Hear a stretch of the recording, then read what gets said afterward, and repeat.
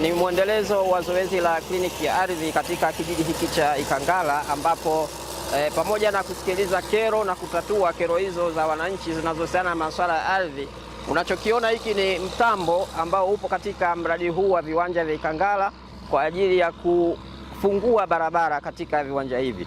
Ikumbukwe kuwa serikali ilipima viwanja hivi katika mradi huu wa kijiji cha Ikangala, lakini kuna baadhi ya maeneo yalikuwa hayawezi kufikika kutokana na ukosefu wa barabara, lakini mkurugenzi mtendaji aliona ipo haja ya kuweza kufungua barabara hizi ili kuweza kurahisisha kuleta huduma zingine za kijamii kama maji, umeme na vitu mfano wa hivyo. Namshukuru sana mkurugenzi kuiona hili jambo ni la muhimu sana kutuletea wana kijiji cha Ikangala.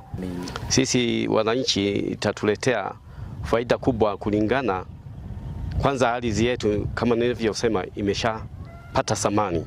Tunashukuru wananchi wa Ikangala kupokea mradi wa upimaji wa viwanja. Cha kwanza, viwanja vyetu vipata thamani tofauti na kuuza shamba.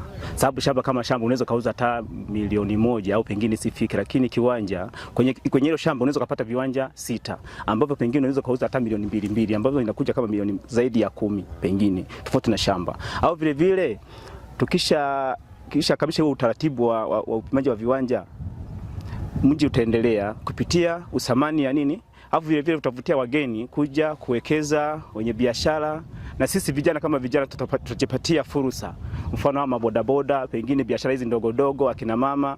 Kwa ufupi tunashukuru.